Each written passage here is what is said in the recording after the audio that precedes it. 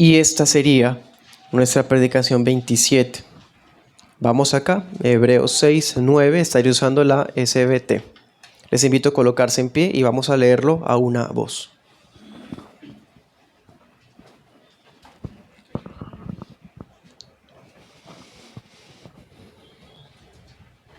Dice: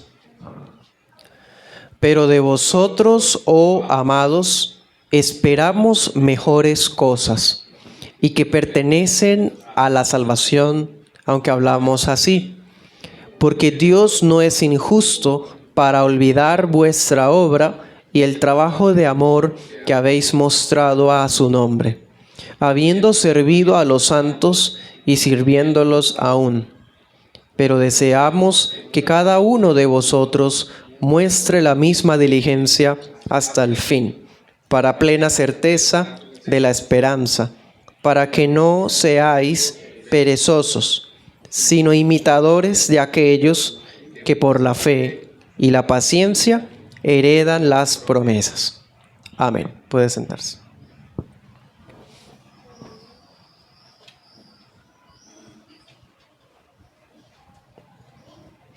Titulamos esta enseñanza Persuadidos de cosas mejores.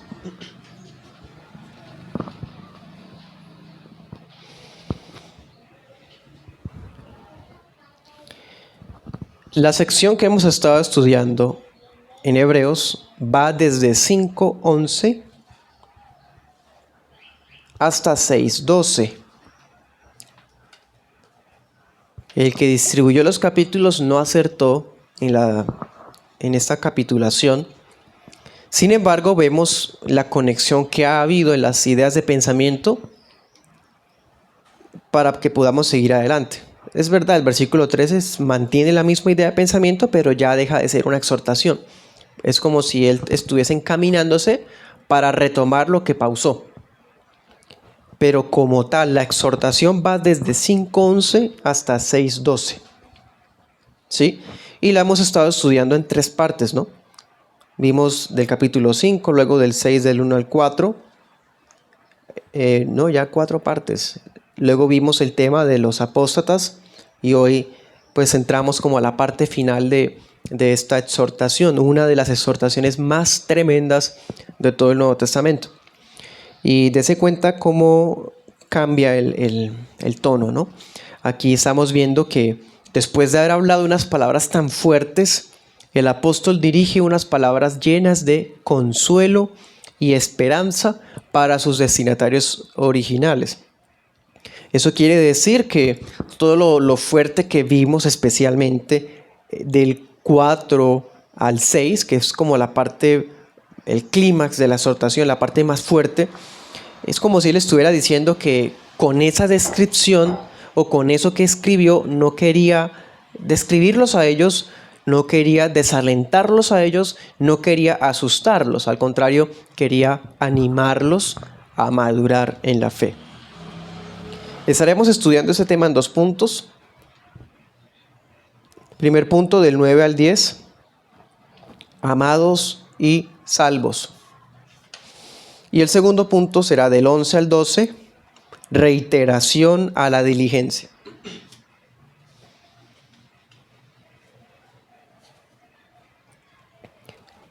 Primer punto, amados y salvos. Leamos el verso 9. Dice: pero de ustedes, amados, esperamos mejores cosas y que pertenecen a la salvación, aunque hablamos así. Note el cambio evidente en el tono en comparación con lo anterior. En el versículo 6 dice que es imposible que se arrepintieran, estaban exponiendo a Cristo, a otra vez a crucificarlo prácticamente. Unas palabras tan duras que en el versículo 8 luego dice que son espinos y abrojos reprobados, cercanos a maldición. Y de repente dice, pero de ustedes, ¿sí? O sea, hay un cambio, no de tema, pero sí de tono, porque dice amados. Esa es la primera vez, esa es la única vez en todo Hebreos que aparece esa palabra, amados. Y hermanos, me parece muy pastoral esto acá, preciso. muy al estilo pastoral de Pablo.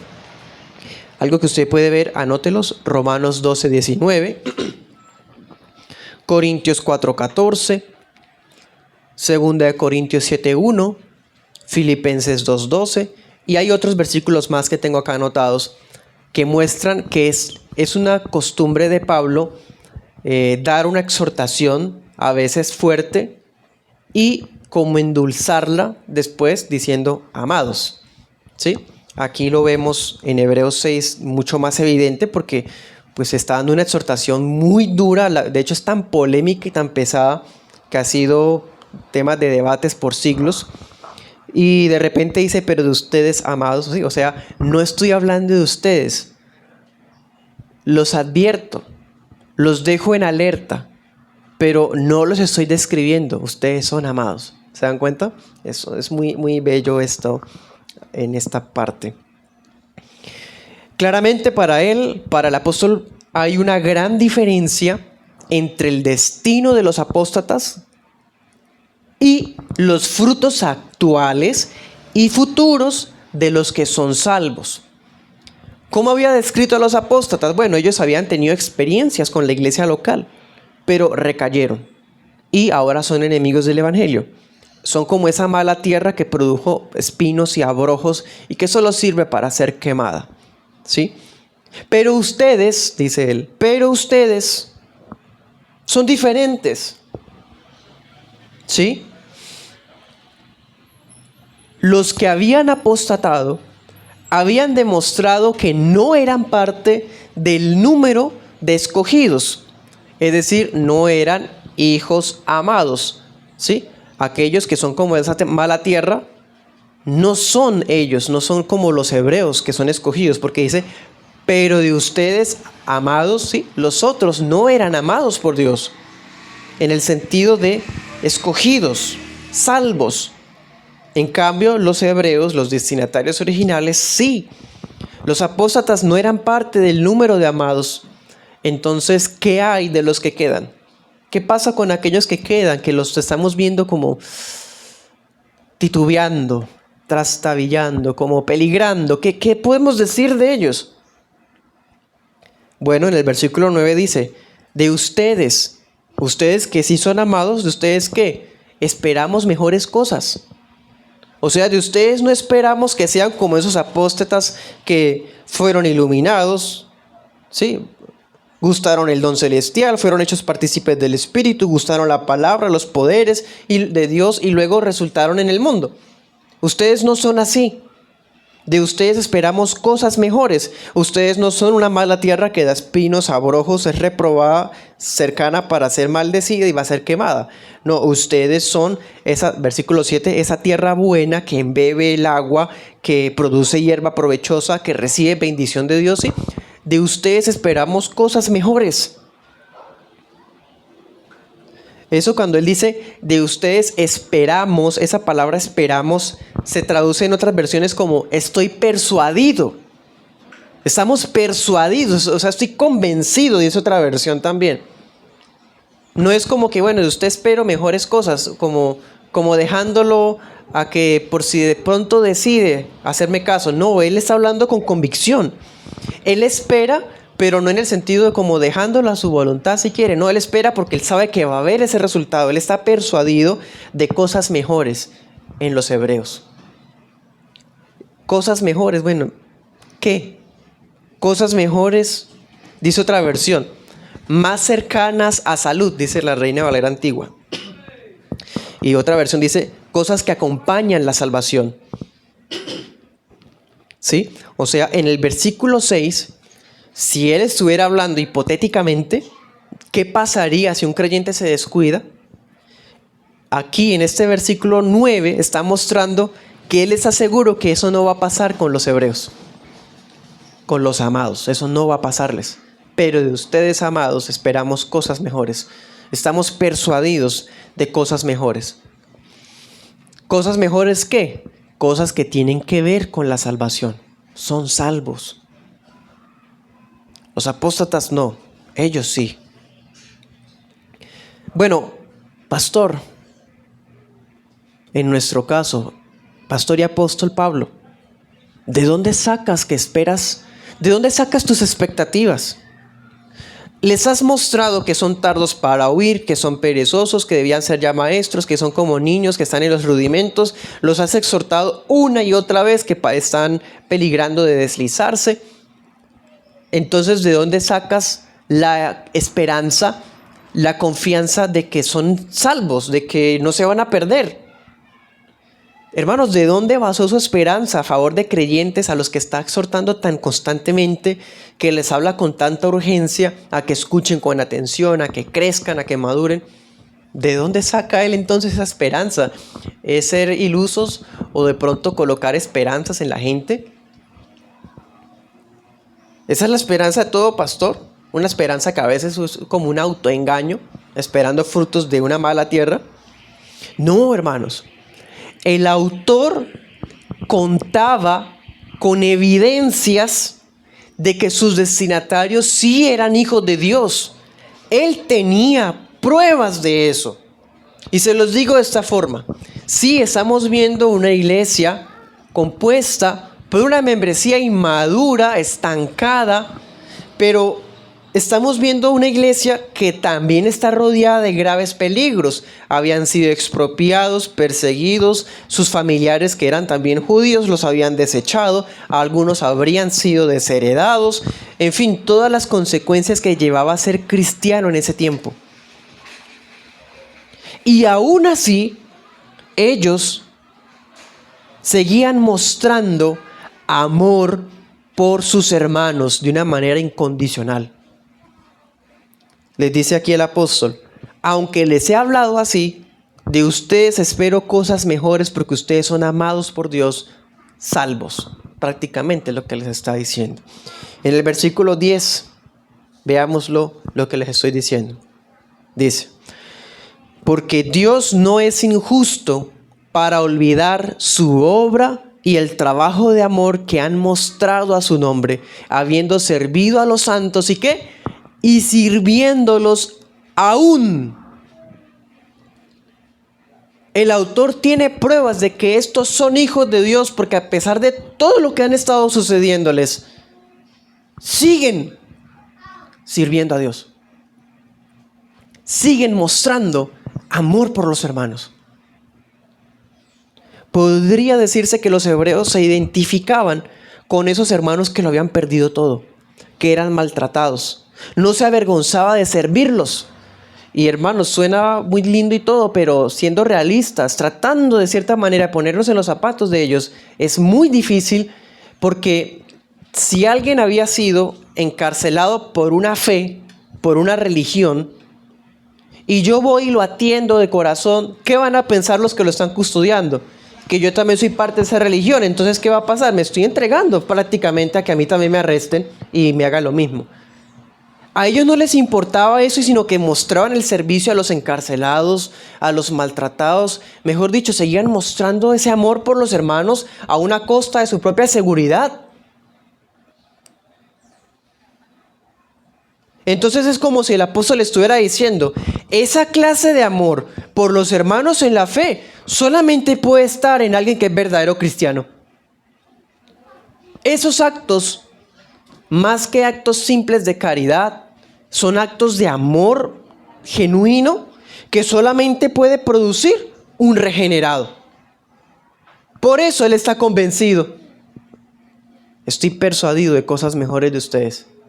Por eso él puede decir eso.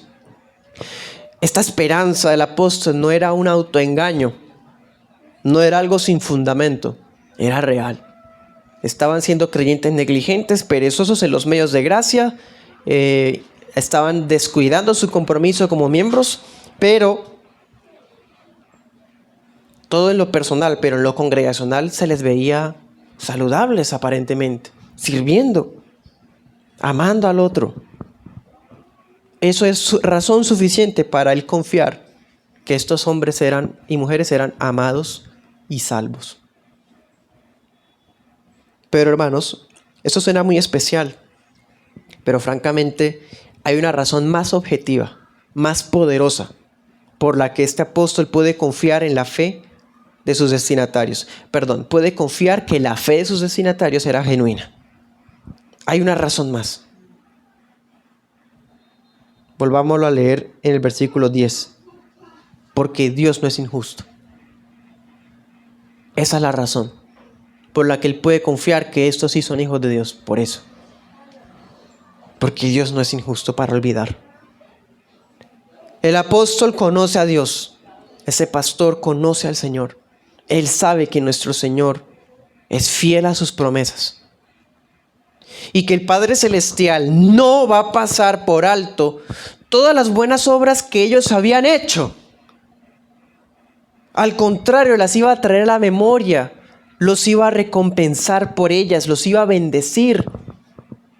Todo ese trato de amor, de entrega incondicional, de servicio para con sus hermanos de la iglesia local, no iban a quedar desapercibidos por Dios. Esa es la confianza principal del apóstol, más incluso que el servicio de ellos mismos. Se parece a lo que vivimos en la escuela, como el aspecto objetivo y el subjetivo. El subjetivo, viendo pues el acto de ellos, vemos que sí tienen fe, pero el objetivo es, hay una base superior a todo acto que hagamos nosotros, Dios mismo. Su fidelidad. Dios es justo, por lo tanto no va a olvidarse de toda la obra, de todo el trabajo de amor que ellos habían mostrado a Dios en el nombre de Cristo, habiendo servido a los santos. ¿Quiénes son los santos? Bueno, aquí no estaba la doctrina pagana del servicio a los muertos. Hebreos 13:24 esclarece que se trata de creyentes vivos. Ellos no eran marianos ni idólatras. Eran creyentes que estaban sirviendo a sus hermanos que estaban en necesidad. Y puede confirmarlo en Romanos 15:25. Estos santos son los creyentes. Estos santos son los creyentes a los que les estaban sirviendo todavía, a pesar de las circunstancias. Leamos un caso muy similar. Primera Tesalonicenses 1:3. Tesalonicenses 1:3, vemos el caso de otra iglesia que también se caracterizaba por este tipo de amor.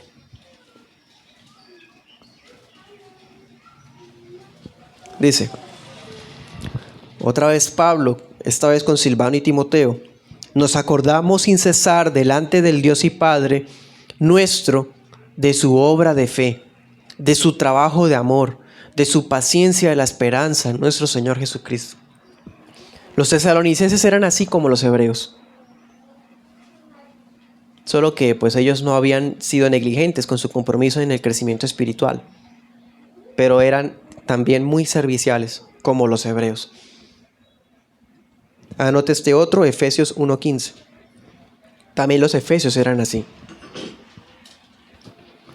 Entonces, hermanos, iglesia, vemos a una iglesia que estaba descuidando su propio crecimiento espiritual mientras estaba ocupada ayudando a otros.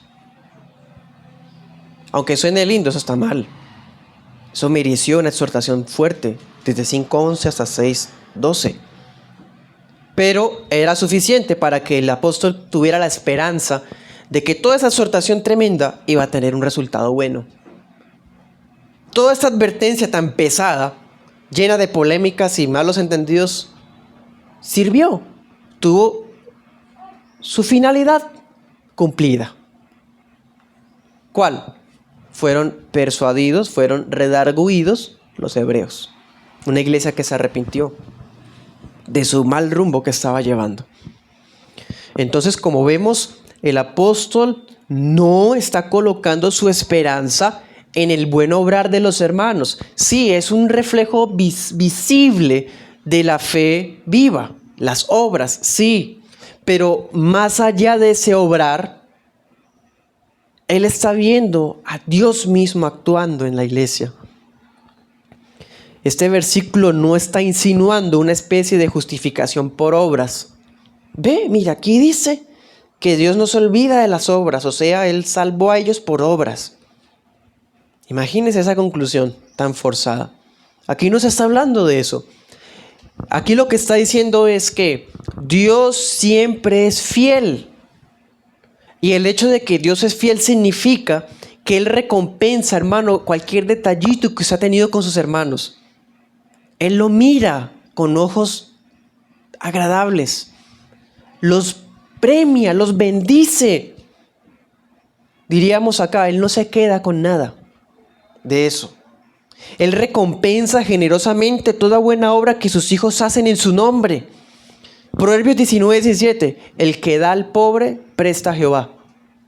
¿Te das cuenta? O sea, es como si que Dios lo toma personal. Si hay un creyente necesitado y nosotros proveemos su necesidad, le brindamos lo que necesitaba preciso en ese momento, fuimos nosotros ese medio, se lo estamos haciendo a Dios mismo. Por eso dice el apóstol, yo sé que mi Dios es fiel, es justo. Él recompensa todo eso que nosotros hacemos. Otro pasaje, Mateo 10:42, que dice que, ¿se acuerdan de recibir a alguien con agua fría? ¿Sí? Que porque es profeta recibirá bendición de profeta, ¿sí? O sea, en otras palabras, siempre hay una recompensa cuando atendemos a otro creyente, a un hermano. Y más aún, Mateo 25:40. Mateo 25:40, ese texto es más explícito. Dice, respondiendo el rey les dirá, de cierto les digo que en cuanto lo hicieron a uno de estos mis hermanos pequeñitos, a mí lo hicieron. Todos esos detalles, hermanos, que usted ha tenido con la iglesia, aún sin que la gente se hubiera dado cuenta.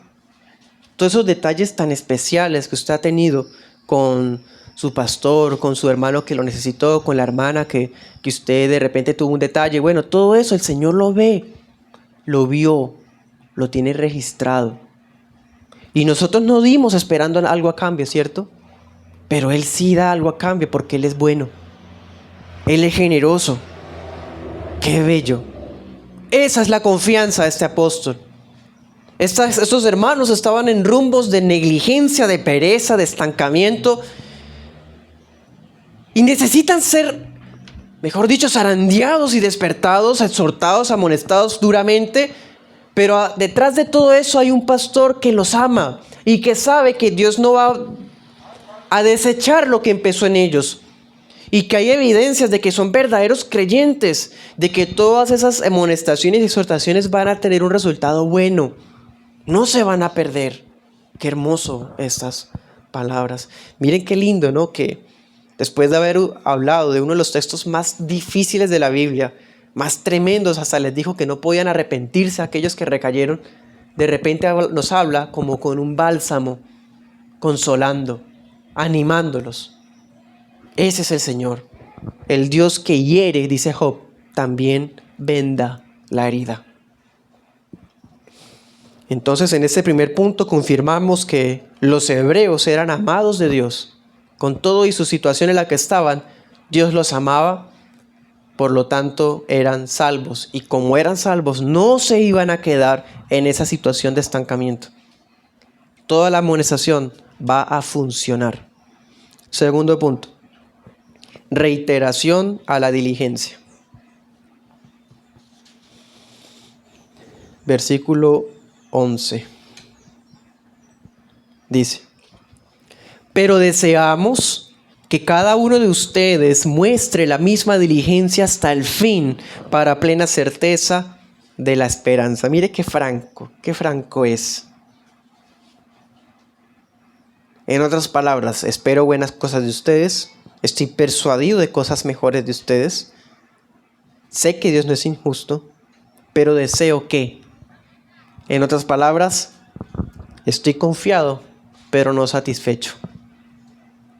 ¿Sí? Confío que Dios va a hablar en sus vidas, pero lo que están haciendo ahora no está bien. No estoy satisfecho con eso. Mejoren en eso. Pero deseamos, ¿sí? Dios no es injusto de olvidar lo que hemos hecho. Dios no es injusto de olvidarse o infiel para olvidarse de sus promesas. Pero deseamos que cada uno, esto es con todos, no es con la iglesia en general, es cada miembro, pero deseamos que cada uno, ¿sí? Miren que a pesar del peligro que estaban corriendo por la negligencia espiritual, esto era una iglesia que brillaba por las obras de misericordia que hacían como congregación, ¿no? Esto era lo que hacía confiar al apóstol de que eran verdaderos creyentes y no eran apóstatas en potencia. Recordemos algo, hermanos, arribita, en el 7 y en el 8. El tema de como una parábola aquí que coloca, una parábola agrícola, el tema de la buena tierra o de la mala tierra. Recordemos esa figura. En ese pasaje establecimos claramente que va a haber un castigo para la mala tierra.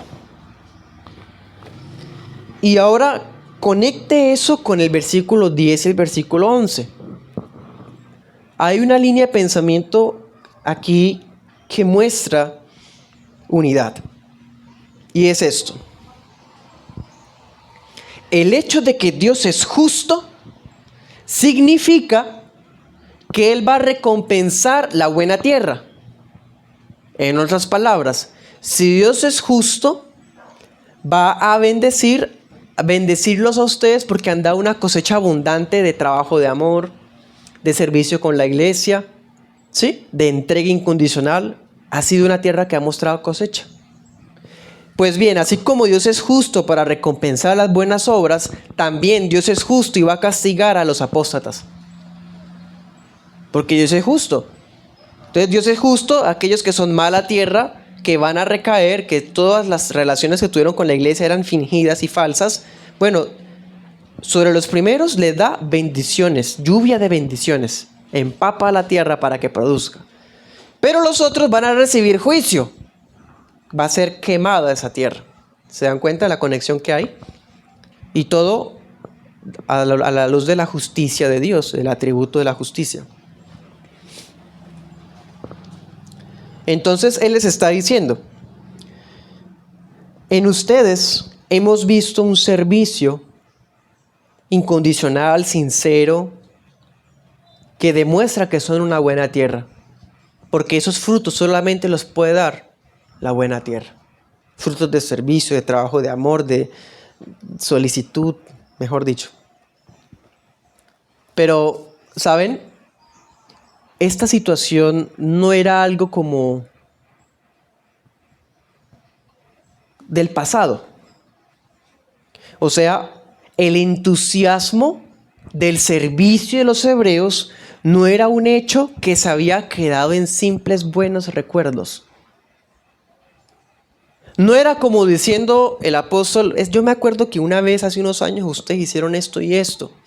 Acuérdense que ustedes hicieron eso, entonces pues yo confío que son hijos de Dios por eso que hicieron. No, Él no está hablando así. Si quiere, vuélvalo a mirar en el versículo 10 al final. Dice, habiendo servido y sirviéndolos aún. ¿Se dan cuenta? No era como las glorias pasadas, santo que yo servía antes.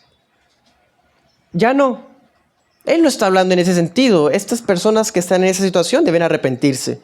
Los hebreos no son así. Él les está diciendo, no son meros recuerdos. No, ustedes siguen practicando este servicio. O sea, es una buena tierra la que da cosecha, pero no la que da cosecha una vez, sino la que sigue cosechando, ¿no?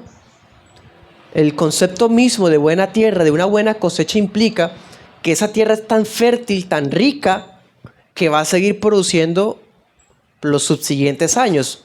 No es una buena tierra aquella que dio una buena cosecha una vez y ya no sirve, ¿o no? Imagínense una tierra que haya dado una cosecha tremenda, pero al otro año ya después no volvió a dar más. ¿Se dañó? Eso no es una buena tierra. ¿Me hago entender? Una evidencia de que estos eran salvos, amados, era que daban cosecha, dieron cosecha, daban cosecha, seguían dando cosecha. ¿Cosecha de qué? De amor, de servicio, de entrega. Con todas sus dificultades y su situación espiritual que estaba fría, Seguían sirviendo. O sea, no podían evitar estar presentes con sus hermanos. Eso era lo que le daba plena certeza de esperanza, dice el apóstol. Plena certeza. Plena certeza de esperanza. Pero mire cómo lo dice. Pero deseamos que cada uno de ustedes muestre esa misma diligencia hasta el fin para plena esperanza, para plena certeza de la esperanza. Él tiene esperanza, pero esa esperanza puede convertirse en certeza. ¿Sí? Es decir, yo expreso mi deseo porque cada uno de ustedes muestre esa misma diligencia hasta el fin. ¿Sí? Debido a esa diligencia, yo tengo la esperanza de que ustedes son amados y salvos. Pero para plena certeza de esa esperanza, síganlo haciendo. ¿Me hago entender? Sigan viviéndolo. La certeza que el pastor sentía por ellos, ellos también la podían sentir por sí mismos. En otras palabras, aquí en este versículo se está alentando la seguridad de la salvación. Lo que tocábamos en la escuela. Ambos temas están conectados muy hermosamente. Claro, esa fe que ha sido trabajada, probada y que sigue dando fruto, esa fe es la que madura, y esa fe que madura es la que puede estar segura de sí misma. Entonces dice, sigan siendo así diligentes, sigan sirviendo, no decaigan de esas cualidades que tienen para plena certeza de la esperanza. Tengo la esperanza, pero esa esperanza puede ser más plena. Pueden sentirla ustedes también en la medida en que más sirven. ¿Sí? Entonces, aquí es como una exhortación, un aliento a perseverar en la solicitud por el servicio y también para construir una seguridad de salvación coherente. No se siente plena certeza de esperanza el que dejó todo tirado, el que ya no está sirviendo, esa persona no tiene esa plena certeza de la esperanza. Es más probable que sea inseguro. ¿Sí? La seguridad de salvación es algo coherente y no porque, ya dijimos, uno se salva en proporción a las obras que hace, o yo soy salvo, entonces como obro, entonces me siento que ahora sí soy salvo. No está hablando en ese sentido. Está diciendo esta buena tierra, esta fe salvadora, está dando una cosecha de servicio, y eso da seguridad al creyente de que él mismo es una buena tierra, de que lo que se habló en los versículos anteriores que estudiamos semanas atrás no aplica para ellos, aplica para otros, los apóstatas, para ellos no. Entonces, la exhortación acá, ¿cuál es? Que muestre la misma diligencia hasta el fin. No podían confiarse de glorias pasadas. Hace 10 años yo servía en la iglesia, estaba de lleno en oración. Hace tantos años era un hombre de ayuno. Antes tantos años yo era un hombre que leía la Biblia todos los días. Nadie puede vivir de glorias pasadas, no, y menos confiarse de glorias pasadas. Entonces, ¿cuál es la exhortación? Dice que muestren la diligencia. Ahora miren el versículo 12. Dice, para que no sean perezosos. Perezosos. Lo mismo que se dijo en 5:11. Mire cómo empezó. Empezó la exhortación y terminó la exhortación con lo mismo. En el 5:11, ¿qué decía? Por cuanto se han hecho tardos para oír. ¿Se acuerdan? Ese texto le habíamos mostrado que en el griego se refiere a alguien perezoso, lento, para aprender, para oír. Entonces, ¿cuál era la raíz del problema de los hebreos? Que estaban cayendo en una pasividad, en una frialdad. Se estaban volviendo perezosos. Eran tardos para oír, eran lentos para aprender porque se estaban volviendo perezosos, muy llenos de cosas por hacer, llenos de servicio. Y ellos mismos estaban descuidando su propia situación espiritual. Entonces, a toda costa debían evitar caer en esa pereza que los estaba embargando poco a poco. ¿Cuál es la manera de vencer esa pereza? Bueno, ¿qué dice? Muestre la misma diligencia hasta el fin. Esa. No va a haber una imposición de manos para que reciba poder, o va a llover un fuego para que usted ya se vive y nunca más sea perezoso. No. La única manera de romper con la negligencia y la pereza es siendo solícito. No hay más. Afrontar esa pereza, esa negligencia que estaba embargándolos a ellos, ¿cómo se cumplía? Bueno, permaneciendo en el amor práctico que tanto los había marcado hasta ese día. ¿Cómo podemos ser solícitos hasta el fin? Bueno, siguiendo mi crecimiento con los hermanos de la iglesia local, perdonándolos, sirviéndolos, apoyándolos materialmente, trabajando en la obra. Mejor dicho, eso es mostrar la misma solicitud hasta el fin.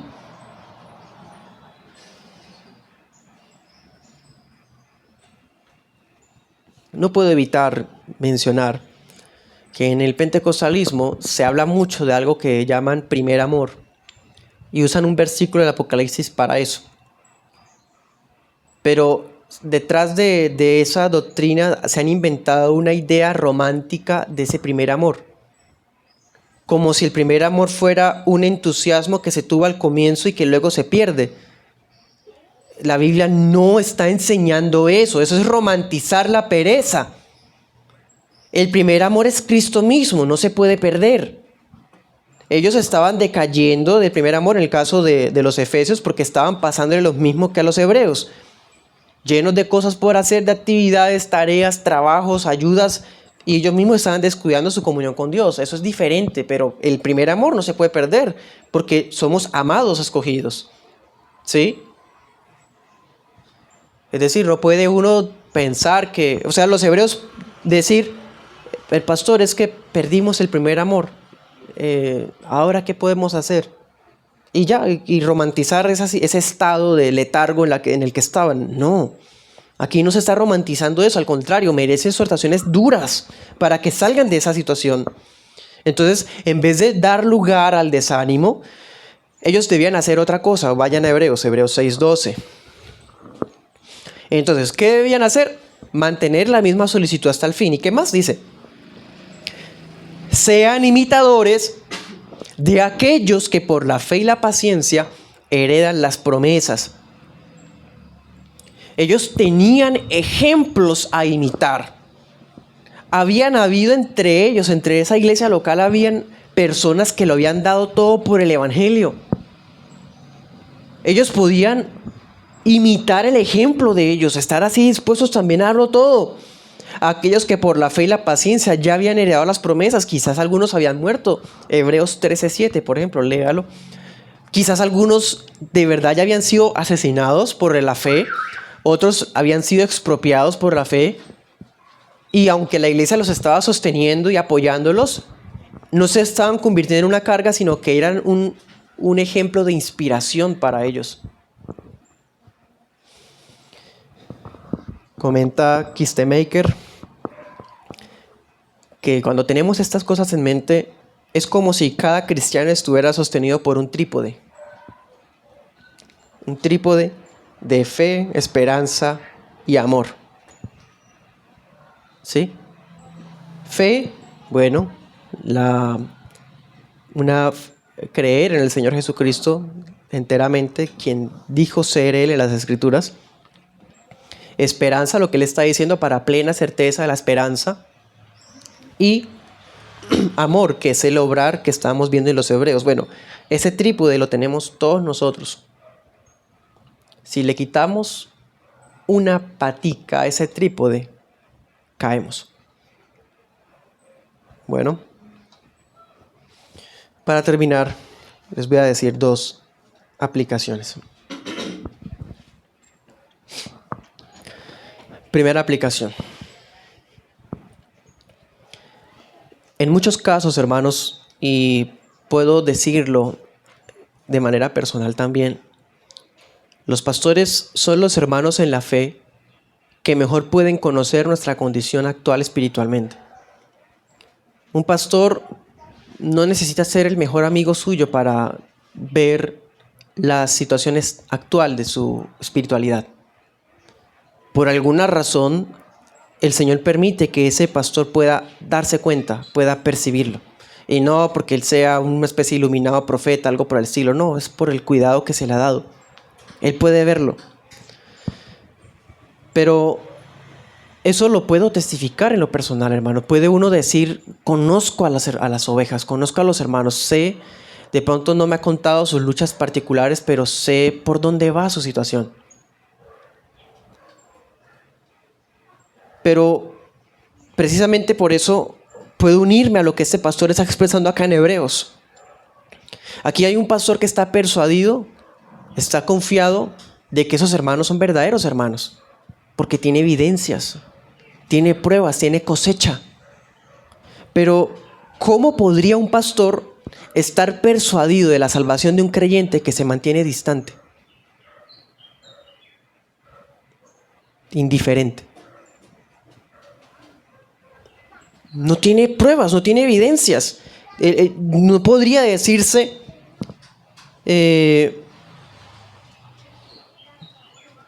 como decía el texto, habiendo servido a los santos y sirviendo aún. Él conocía a estos hermanos, sabe que estaban sirviendo aún, pero el pastor local lo ve, no sirve a los hermanos, menos sirve aún, nunca lo ha hecho. ¿Me hago entender? No tiene evidencias de nada.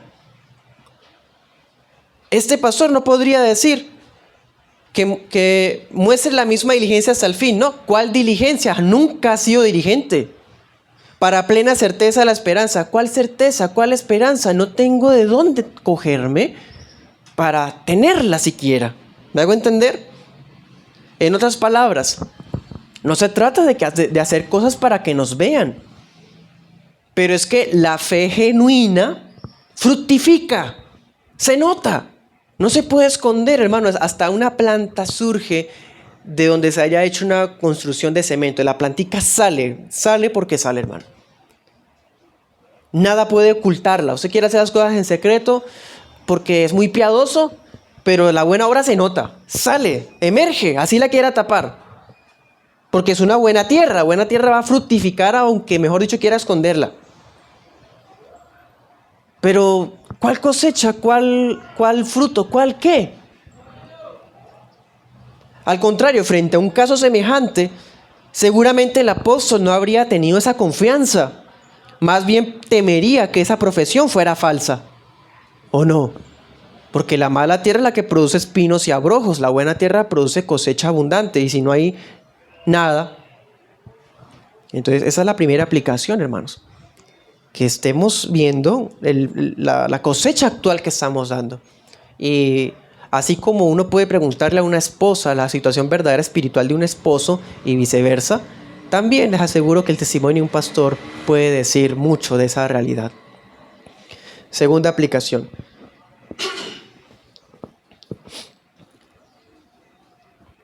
Detrás de todo ese servicio tan bonito que vemos en los hebreos, sincero, caritativo, generoso, incondicional. Bueno, detrás de todo esto hay una membresía que ha descuidado su propia relación con Dios.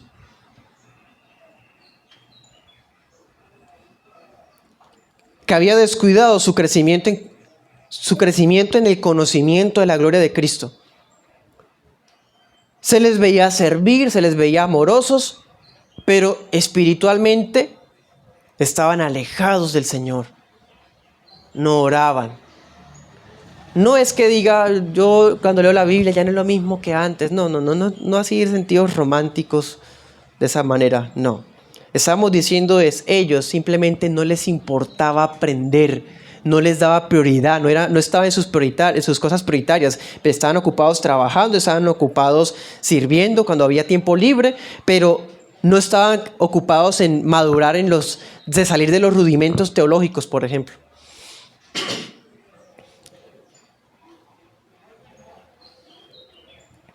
Entonces, qué fácil es ser serviciales y generosos mientras el primer amor va decayendo. Muy fácil. Entonces, que nunca usemos una fachada de activismo para ocultar nuestra verdadera situación. Eso es facilísimo. Usted muestra la agenda. Tiene ocupado todo de lunes a domingo. De verdad que está bien ocupado. Lleno de quehaceres. ¡Wow! Pero estar ocupados no reemplaza la bancarrota espiritual.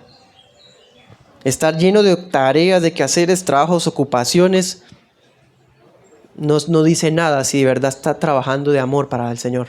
Si de verdad está creciendo en la piedad. Eso no dice nada. Al contrario, puede estar diciendo que hay avaricia. Puede estar diciendo que hay idolatría. Quizás. Bueno, los hebreos no debían descuidar a los hermanos necesitados. Dese cuenta el equilibrio. Estaban ocupados atendiendo, pero no crecían en lo doctrinal. No les está diciendo Pablo, dejen de servir, hermano, bájenle un poco y más bien enciérrense a estudiar. No, está diciendo como que eso debe estar equilibrado. No debían descuidar a los hermanos necesitados, pero no podían descuidar su propia madurez espiritual. Francamente, la cultura consumista de nuestra generación ha llevado a muchos cristianos a confundir activismo con ministerio. Están ocupados de lunes a viernes en el ministerio y su casa está destruida. Ocupados en el ministerio, supuestamente ministerio, y no conocen nada teológico, nada. Están ocupados en activismo nada más y piensan que eso es servir a Dios. Activismo y ministerio son cosas diferentes.